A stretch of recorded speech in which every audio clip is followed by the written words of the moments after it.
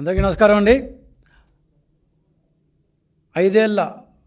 గడిచిపోయిన ఐదేళ్ల వైకాపా పాలనలో ఒక్కొక్క వ్యవస్థని ఎంత దారుణంగా వాడుకున్నారో, ఎంత దారుణంగా నాశనం చేశారో ఒక్కొక్కటి వార్తలు బయటకు వస్తుంటే ఆవేదన కలుగుతుంది. సో చిన్న చిన్న కార్పొరేషన్లు కూడా వదలకుండా దాంట్లో తమ వారిని చొప్పించేసి ఏ విధంగా కార్పొరేషన్ని నాశనం చేశారో, కార్పొరేషన్ అనే ఒక పదాన్ని ఎంత ఘోరంగా వాడుకున్నారో చూస్తుంటే ఆవేదన కలుగుతుంది. సో దాంట్లో ఈరోజు మన ముందుకు వచ్చింది digital corporation, AP digital corporation. TDP 2014-19 మధ్యలో కంటెంట్ కార్పొరేషన్ని గవర్నమెంట్ శాఖలకి కంటెంట్ తయారు చేయడానికి ఒక కంటెంట్ కార్పొరేషన్ అంటూ పెడితే దాన్ని వీళ్ళు వచ్చిన తర్వాత 1924 మధ్యలో డిజిటల్ కార్పొరేషన్ లిమిటెడ్ అని పేరు మార్చి దాన్ని ఎంత సంపూర్ణంగా వాడుకున్నారంటే, బహుశా ఏ కార్పొరేషన్ని ఇంత ఎత్తున దాంట్లో 50%, 30%, 60% పెడితే దీంట్లో 100% కేవలం తమ వాళ్ళ కోసం, తమ వాళ్ళ చేత, తమ వాళ్ళ కొరకు అంటారే ఆ టైప్లో పూర్తిగా డిజిటల్ కార్పొరేషన్ని వాడుకున్నారు. అసలు తమ పార్టీలోని వారి కోసం, తమ పార్టీలోని వారికి ఉద్యోగాలు ఇవ్వడం కోసం ఏకంగా ఒక కార్పొరేషన్ ఏర్పరిచి ఆ కార్పొరేషన్ నిండా ఏ రకమైన క్వాలిఫికేషన్స్తో ఏ రకమైన సంబంధం లేకుండా తమ వాళ్ళని ఉద్యోగులుగా దాంట్లో నింపేసి దాంట్లో 3వ వంతు అసలు ఆఫీస్కే రారంటే ఫేక్ ప్రొఫైల్స్. సో ఆఫీస్కే రారు, వీళ్ళు ఎవరు ఉంటారో, ఎక్కడ జీతాలు ఇచ్చారో మనకైతే తెలియదు. కానీ మొత్తం దాదాపు చిన్న కార్పొరేషన్ అది. దానికి 129 మంది ఉద్యోగులతో దాంట్లో 42 మంది ఆఫీసులకే రారు. ఈ లెవెల్లో చేశారు. ఇదే డిజిటల్ కార్పొరేషన్. ఇవన్నీ వాస్తవాలే. దీంట్లో 129 మంది ఉద్యోగుల లిస్టు, ఇదేదో ఇప్పుడు తీసిన లిస్టు కాదు, మా గవర్నమెంట్ వచ్చింది తీసిన లిస్టు కాదు, ఇంతకుముందే మా దగ్గర ఉంది. మేము ఇంతకుముందు ఇవన్నీ పెడితే మాకు నోటీసులు పంపించారు అప్పటి సదరు చైర్మన్ చిన్న వాసుదేవరెడ్డి గారు. మీరు తప్పు మారుతున్నారు అది ఇది. వాసుదేవరెడ్డి గారు మీరు ఎక్కడ ఉన్నారో ఇప్పుడు, మీ తప్పులు మాఫీ అయిపోతాయని చెప్పి మా గవర్నమెంట్ రాగానే రిజైన్ చేసి చెక్కేశారు. సో మీ తప్పులు ఎక్కడికి పోవు, ఖచ్చితంగా అన్నీ you need to face the music for all what you have done. ఇంకో అబ్బాయి ఎవరు, మాధవరావు అనొకతను, రఘు అనొకతను, ఇంకేదో ఈ పేర్లు ఉన్నాయండి. వీళ్ళందరూ కలిసి కూడా ఖచ్చితంగా they need to face the music. అసలు 1-2 కాదు, 129 మంది ఉద్యోగాలు తమ వాళ్ళ చేతనే, తమ వాళ్ళ కొరకు ఎలా నింపేశారంటే, 5 ఏళ్ల ఈ కార్పొరేషన్ ఇంట్లో కోట్ల రూపాయల ప్రజల సొమ్ముని ప్రభుత్వ కార్యకలాపాల యాడ్స్ని మేము ఇస్తున్నాము, గవర్నమెంట్ కార్యకలాపాలని సాక్షి టీవీలో, సాక్షి పేపర్లో ఇచ్చింది కాకుండా ఈ డిజిటల్ కార్పొరేషన్ ద్వారా మేము యాడ్స్ ఇస్తాము అని చెప్తూ కోట్ల రూపాయలని డిస్గైజ్ యాడ్స్ ద్వారా వాడుకున్నారు. తెలుగుదేశం పార్టీ పెట్టిన కంటెంట్ కార్పొరేషన్ పేరు మార్చి దాని ద్వారా అస్మదీయులకు ఉద్యోగాలు ఇచ్చుకున్నారు, డబ్బులు ఇచ్చుకున్నారు, వెబ్సైట్లను ఎంపానల్ చేసుకున్నారు, దానికి యాడ్స్ ఇచ్చుకున్నారు. సో వైసీపీ సోషల్ మీడియా కోసం డిజిటల్ కార్పొరేషన్ని ఒక ఉద్యోగ పునరావాస కేంద్రంగా వాడుకున్నారు. 1-2 కాదు, 129 మంది ఉద్యోగులు. దీనిలో ఇంకా తమాషైన విషయం ఏంటంటే, ఐ డ్రీమ్ అనే ఒక యూట్యూబ్ ఛానల్ నిర్వహించే ఒక వ్యక్తికి అదే డొమైన్లో ఉన్న ఒక ప్రభుత్వ కార్పొరేషన్కి ఏ విధంగా చైర్మన్షిప్ ఇస్తారు? ఇట్స్ కాన్ఫ్లిక్ట్ ఆఫ్ ఇంట్రెస్ట్ కదా. ఐ డ్రీమ్ అనే ఒక యూట్యూబ్ ఛానల్ ఏం చేస్తుంది, రకరకాల ప్రోగ్రామ్స్ని యాడ్స్ ద్వారా ఇస్తుంది. అది ఒక ప్రైవేట్ కంపెనీ. ఇప్పుడు ఈ డిజిటల్ కార్పొరేషన్ ఏం చేసింది, గవర్నమెంట్ ప్రోగ్రామ్స్ని యాడ్స్ ద్వారా ఇస్తుంది. సో వీళ్ళిద్దరు చేసే పని దాదాపు ఒకటే, కానీ ఏ రకమైన కాన్ఫ్లిక్ట్ ఆఫ్ ఇంట్రెస్ట్ అనే చూడకుండా జగన్మోహన్ రెడ్డి గారు ఆయనకి పాపం వాళ్ళకి ఇవ్వాలి అంటే అసలు ఆయన దానకర్ణుడు ఇచ్చేశాడు అన్నమాట. So Chinna Vasudeva Reddy has become the chairman. I dream Chinna Vasudeva Reddy has become the chairman of digital corporation. So వీళ్ళు ప్రభుత్వ డబ్బును యథేచ్ఛగా వాడుకున్నారండి. 4వ తేదీ రిజల్ట్స్ వచ్చిన గంటల్లోనే వీళ్ళందరూ సగం మంది దాంట్లో రిజైన్ చేసి వెళ్ళిపోయారు. అంటే అప్పటిదా సంపాదించాము, ఎట్లా గవర్నమెంట్ పోయింది, ఇంకా దీంట్లోని మనం ఎట్లా చేస్తారు కదా, ముందే మనం చేసేసి ఈ దేశం నుంచి ఆయన ఉండేది కూడా ఇక్కడ కాదు, ఆయన ఉండేది యూఎస్లో ఉంటాడు. ఆ యూఎస్కి ఆయన యూఎస్ వెళ్ళిపోయాడు, ఎక్కడ వెళ్ళిపోయాడు తెలియదు, ఈ చిత్తూరు అనుకుంటాను. ఆయన వెళ్ళిపోయాడు, దేశం నుంచే వెళ్ళిపోయాడు. అంటే దోచుకున్న రోజులు దోచుకోవడం, గవర్నమెంట్ మారంగానే గంటల్లో రిజైన్ చేసి వెళ్ళిపోవడం. ఎంత తెలివి చూడండి మనుషులకి. సాంప్రదాయ న్యూస్ పేపర్ యాడ్లు సాక్షి ద్వారా ఇస్తుంటే గూగుల్ యాడ్స్ కోసం కొన్ని కోట్లు ఖర్చు పెట్టాడు ఈ మహానుభావుడు. వెరసి డిజిటల్ కార్పొరేషన్ ఒక అస్తవ్యస్త వ్యవస్థలాగా తయారు చేసి దోచుకున్నారు. సో తమ వారి కోసం ఒక ఏకంగా ఒక కార్పొరేషన్ ఏర్పాటు చేసిన ఘనుడు జగన్మోహన్ రెడ్డి గారు. ఏపీడీసీఎల్లో ఈయన కాకుండా వైస్ చైర్మన్లోకి 2-3 ఉండేవారు. ఒక్కొక్కరు 10 మందికి తక్కువ కాకుండా ఉద్యోగులు చేర్చుకున్నారు. మరి 129 మెంబర్స్ ఎట్లా వస్తారు? అదో చిన్న బుడికి దాని కార్పొరేషన్ అది. సో ఈ చేర్చుకున్న వాళ్ళెవరికి ఏ రకమైన క్వాలిఫికేషన్ లేవు. అంటే అట్లీస్ట్ దాన్ని ఉంటారు కంప్యూటర్ రంగంలో, ఫోటోషాప్లో ఇంకా ఉన్న ఇట్లాంటి ఏ క్వాలిఫికేషన్ లేవు. ఇంటర్మీడియట్, గ్రాడ్యుయేట్లు ఇంకా తక్కువ వాళ్ళు కూడా చేర్చుకున్నారు. సో ఎంత ఘోరంగా చేశారంటే చివరికి చైర్మన్, వైస్ చైర్మన్ ఇళ్లల్లో పిల్లలకి ట్యూషన్ చెప్పే మాస్టర్లకు కూడా ఇక్కడ ఉద్యోగులుగా చూపించి వాళ్ళకు కూడా ఈ డిజిటల్ కార్పొరేషన్ ద్వారా జీతాలు లభించారు. ఇళ్లల్లో పనిచేసే వాళ్ళను, రకరకాల పనిచేసే వాళ్ళను కూడా ఇక్కడ చూపించి వాళ్ళకు కూడా జీతాలు చెల్లించారు. అందుకే 129 మందిలో 42 మంది అసలు ఎప్పుడూ ఆఫీస్కి రారు. ఏమంటే వాళ్ళు ఎక్కడెక్కడో ఉంటారు, వాళ్ళ పేర్లతో వీళ్ళు ఇక్కడ ఫేక్ ప్రొఫైల్ సృష్టించి వాళ్ళకు జీతాలు ఇచ్చారు. ఈ కార్పొరేషన్లో ఇంకొక తమాష కూడా ఉంది. కపుల్ పాలసీ అంటే భార్యాభర్తల పాలసీ. ఈ కపుల్ పాలసీ కింద ఏమంటే భార్యాభర్తకి ఇద్దరికీ ఉద్యోగాలు ఇస్తారంట వాళ్ళ కార్యకర్తలు భార్యాభర్తలకి. కానీ భర్త ఉద్యోగానికి వస్తే చాలు, భార్య ఉద్యోగానికి రానక్కర్లేదు. మనవాళ్ళు కదా, ఏమన్నా చేసుకోవచ్చు.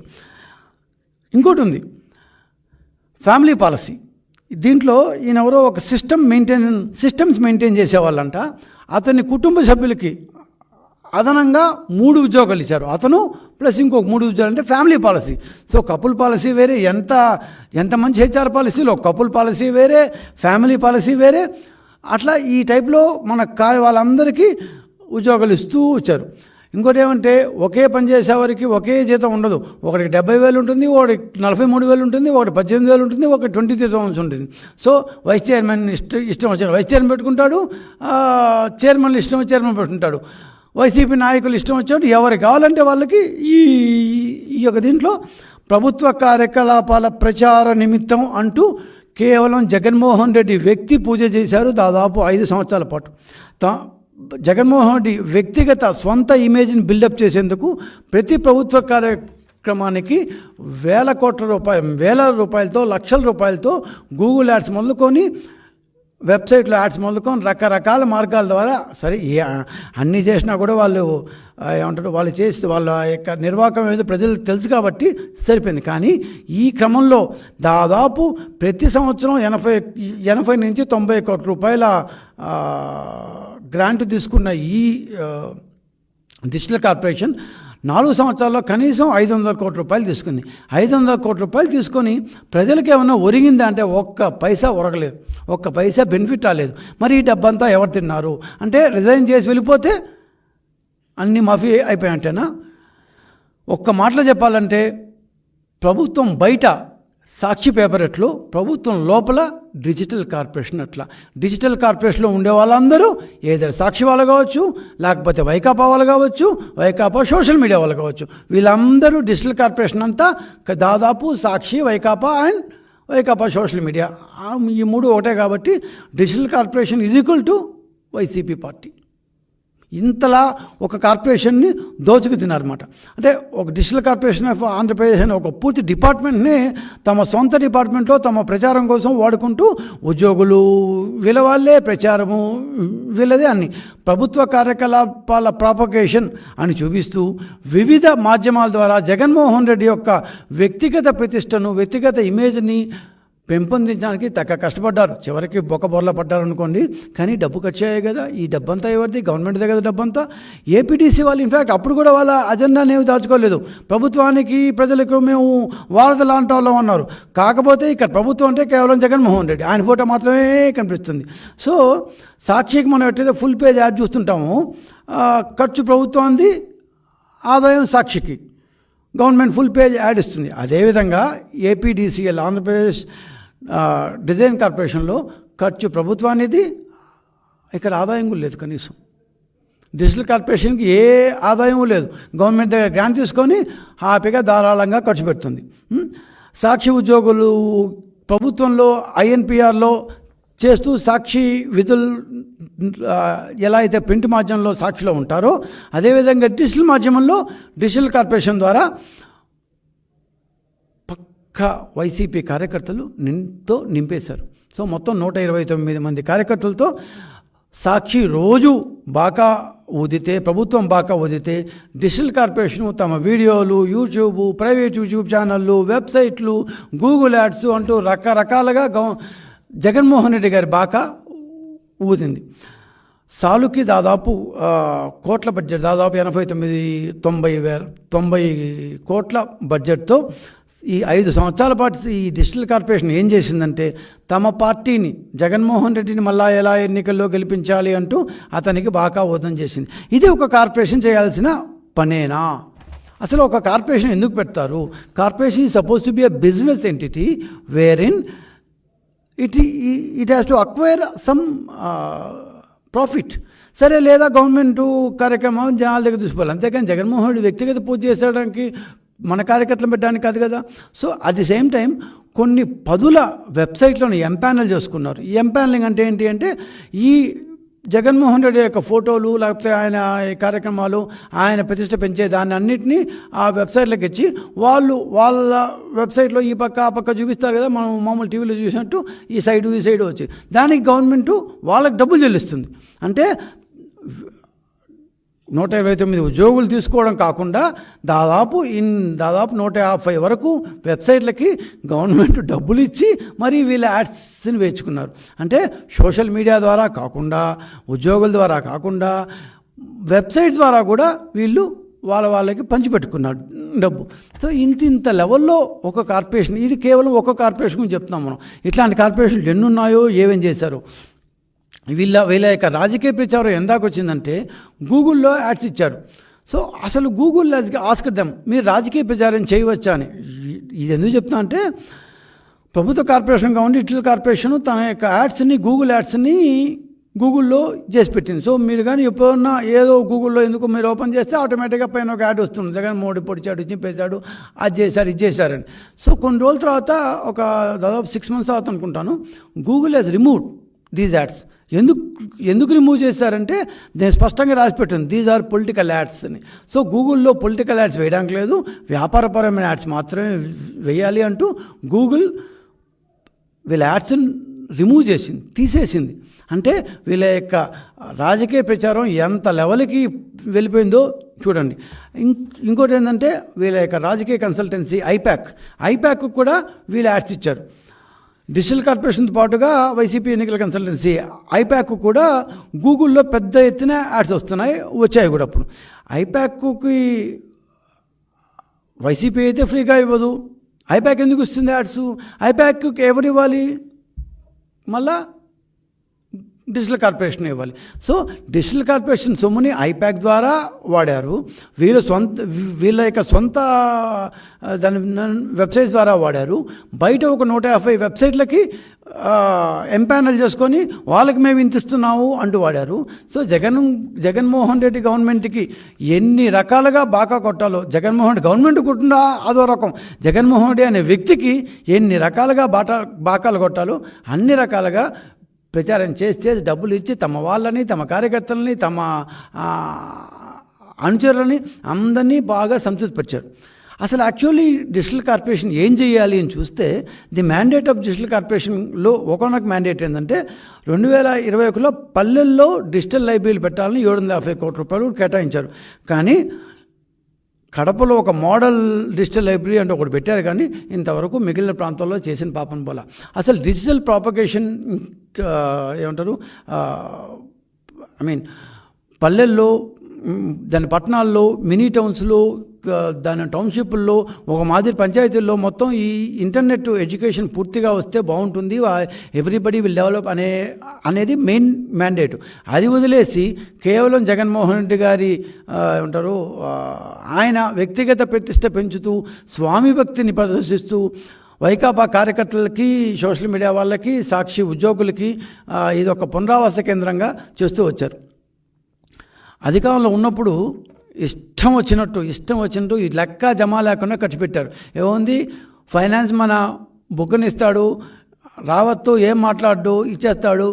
సత్యనారాయణ బ్రహ్మాండంగా ఇచ్చేస్తాడు. మన జంప్ అయిపోయి వచ్చాడే మళ్ళా ఆయన జేవీ సత్యనారాయణ ఆయన ఇచ్చేస్తాడు డబ్బులు. ఏం పోయా బ్రహ్మాండ డబ్బులు వస్తాయి, హ్యాపీ ఖర్చు పెట్టినాం. అందరికీ ఒక్కొక్కరి ₹1,00,000 జీతం ఉంది, దాదాపు 73,000 శాలరీ ఉంది. ధోని ఈ లిస్టులో ఒక్కొక్కరికి ఎంతెంత జీతాలు ఉన్నాయి, దాదాపు 129 ఇది మాట. ఒక్కొక్కరికి ఎంతెంత జీతాలు ఉన్నాయి. ఇంత జీతాలు ఇచ్చే పనులు వీళ్ళు అక్కడ ఏం చేశారో మనకు అర్థం కాదు. ₹1,00,000. శ్రీనివాసరావు మల్లుకుర్తి 73,000, మస్తాన్ వలి షేక్ 73,000, సుమా మద్దా 73,000, కొట్టు రాకేష్ 73,000, తర్వాత ఎన్విఎల్ కళ్యాణి 63,000. ఇట్లా గూడూరు దస్తగిరి 23,000 పాపం, సుమన్ 28,000, ఇంకొక ఆయనకి 1,03,000. ఇట్లా రకరకాల వాళ్ళు ఇష్టం మాట. వీళ్ళందరూ ఇంతింత పనులు ఏం చేశారో, అక్కడ ఏమున్నాయో 129 ఉద్యోగులు ఇందాక చెప్పి 42 మంది అసలు అయిపోలేరు. వాళ్ళు అసలు ఎక్కడ ఉన్నారో తెలియదు. వీళ్ళందరూ వాళ్ళ ఇళ్ళల్లో పనిచేసేవాళ్ళు. సో ఇప్పుడు ఏమైందంటే ఫైనల్గా రిజల్ట్స్ వచ్చిన రోజే దాదాపు దీంట్లో సగం మంది మనకి ఎట్టా ఇంకా రాదు అని చెప్పి రిజల్ట్స్ వచ్చిన గంటల్లో రిజైన్ చేసి వెళ్ళిపోయారు. కానీ ప్రభుత్వ నిధులు దుర్వినియోగపరిచి కొత్త ప్రభుత్వం రాగానే సింపుల్గా 4 లైన్లు రాజీనామా చేసి ఇచ్చేసి వెళ్ళిపోతే ఇన్ని రోజులు చేసిన అన్యాయాలు, అక్రమాలు, గవర్నమెంట్ ప్రజల నిధుల్ని, ప్రజల డబ్బుల్ని అప్పనంగా బొక్కేసిన వైనం అంతా మాఫీ కావాల్సిందేనా? కానే కాదు కదా. సో ఖచ్చితంగా మేము మన గవర్నమెంట్ దగ్గర మేము కోరేది ఏంటంటే, ఈ చిన్న వాసుదేవరెడ్డి ఇంకా చాలామంది వైస్ చైర్మన్లు, లోకేష్ గారి మీద ఇష్టం వచ్చేట్టు రాసిన ఇంటూరి రవికిరణ్, ఇట్లాంటి వాళ్ళంతా దీంట్లో ఉన్నారు. ఇంకా చాలా పేర్లు నాకు గుర్తురావట్లేదు. కానీ ఇట్లాంటి వాళ్ళంతా ఎవరినైతే మనం జైలుకు పంపించామో, జైల్లో పెట్టామో, ఇష్టం వచ్చినట్టు నోరు పారేసుకున్నారో సోషల్ మీడియాలో, వాళ్ళందరినీ తెచ్చి ఈ కార్పొరేషన్లో బ్రహ్మాండంగా జీతాలు ఇచ్చి 5 ఏళ్ల పాటు పెంచి పోషించాడు జగన్మోహన్ రెడ్డి గారు. ఈ జగన్మోహన్ రెడ్డి గారి యొక్క ఏమంటారు రైట్ హ్యాండు, లెఫ్ట్ హ్యాండ్ చెప్తారు ఈయన. ఈ చిన్న వాసుదేవ్ రెడ్డి గారు, ఇంకొక ఆయన దేవేందర్ రెడ్డి, ఈయన, వీళ్ళందరూ ఆయనకు చాలా కావాల్సిన వాళ్ళు అంట. వీళ్ళందరినీ ఆయన సొంత డబ్బులు ఇస్తూ ఇచ్చుకోమని చెప్పండి, పార్టీ డబ్బులు ఇస్తూ ఇచ్చుకోమని చెప్పండి, ప్రజల డబ్బులు ఇస్తూ వీళ్ళందరినీ డిజిటల్ కార్పొరేషన్ ద్వారా పోషించారు. వీళ్లకు ఆర్థిక వెసులుబాటు కల్పించాడు. సో వీళ్ళందరినీ అప్పటి ప్రభుత్వ అధికారులు, దీనికి సుగమం చేసిన అప్పటి ప్రభుత్వ అధికారులు కావచ్చు, రాజకీయ నాయకులు కావచ్చు, ఇంక్లూడింగ్ జగన్మోహన్ రెడ్డి గారు కావచ్చు, ఈ చిన్న వాసుదేవరెడ్డి లాంటి వాళ్ళు, వీళ్ళందరి దగ్గర ఖచ్చితంగా మీ డబ్బులు ఎందుకు ఖర్చు పెట్టారు, ఎలా ఖర్చు పెట్టారు, ఇంతమంది ఉద్యోగులను ఎప్పుడు తీసుకున్నారు, ఆ రిక్రూట్మెంట్, ఇంతమంది ఉద్యోగులు 130 మంది ఉద్యోగులను రిక్రూట్ చేయడానికి అవసరమైన విధి విధానాలు ఏంటి, ఏమన్నా పాటించారా, ఇవన్నిటినీ మనం తెలుసుకోకపోతే ప్రజల నుంచి మనం తప్పు చేసిన వాళ్ళు అవుతాం. అందుకని ఖచ్చితంగా మేము ప్రభుత్వాన్ని కోరేది ఏమంటే, ఈ ఇష్యూలన్నింటినీ పరిగణలోకి తీసుకుని వీళ్ళ మీద తగిన విచారణ జరిపించి ఖచ్చితంగా వీళ్ళ మీద మనం చర్యలు తీసుకోవాలని మేము ప్రభుత్వం కోరుతున్నాం. ఇక మా గవర్నమెంట్ వచ్చిన తర్వాత మేము ఖచ్చితంగా వీళ్ళ మీద చర్యలు తీసుకుంటామని మనం చెప్పాము. ఆ విధంగా చర్యలు తీసుకుంటామని కూడా మేము హామీ ఇస్తున్నాం. ఇట్లాంటివి చాలా ఉన్నాయి. ప్రతిదీ మనకు ఏమంటారు ఇట్లాంటి ప్రెస్ కాన్ఫరెన్స్ పెట్టి చెప్పడం సాధ్యం కాదు. కాకపోతే ఇది మాత్రం ఎందుకు చెప్పాల్సి ఉందంటే, దీని గురించి మేము లాస్ట్ జూన్ జూలై అనుకుంటాను చెప్పినప్పుడు నాకే వాళ్ళు నోటీసులు ఇచ్చారు. నువ్వు ఎట్ట చెప్తావు, మేము అంత చింపేసాం, పొట్టు చేసామని. సో అంత నోటీస్ ఇచ్చిన చిన్న వాసుదేవరెడ్డి ఎన్నికలు ఫలితాలు రాగానే చంపేపాడు మనిషి. నువ్వు అంత బాగా చేస్తుంటే అప్పుడు నాకు నువ్వు నోటీస్ ఇచ్చావు కదబ్బా, నువ్వు అంత బాగా చేస్తుంటే నువ్వు ఎందుకు ఇప్పుడు చంపైపోతావు? నువ్వేదో నాకు ఒక 22 పాయింట్లు ఇచ్చావు, నేను ఒక 40 క్వశ్చన్లు ఇస్తే ఒక్కదానికి ఆన్సర్ ఇవ్వకుండా మేము అంతా బాగా చేస్తున్నాం అని చెప్పి ఒక నోటీస్ ఇచ్చావు. నాకు ఇచ్చావు, ఈనాడు ఆంధ్రజ్యోతి కూడా ఇచ్చి ఉంటున్నావు. ఇంతమందికి నోటీసులు ఇచ్చి నువ్వు గమ్మని చంపైపోయావే. నువ్వు మాకు చెప్పాలి కదా బాబు, మీరు ఓడిపోయినా కూడా ఇద్దో నేను చేసింది కరెక్ట్ అని. అంత సిగ్గు లేకుండా ఉన్నప్పుడు ఎట్టిస్తావయ్యా నువ్వు నోటీసులు మాకు? సో అందుకని ఈ విషయం ప్రజలకు తెలియాలని చెప్పి, ఇంతమంది ఉద్యోగులు ఇంత దుర్వినియోగం పరచబడింది అనే విషయం ప్రజల దృష్టికి తేవాలని చెప్పి ఈ ఇష్యూని ఇప్పుడు తీసుకురావడం జరిగింది. నమస్కారం అండి.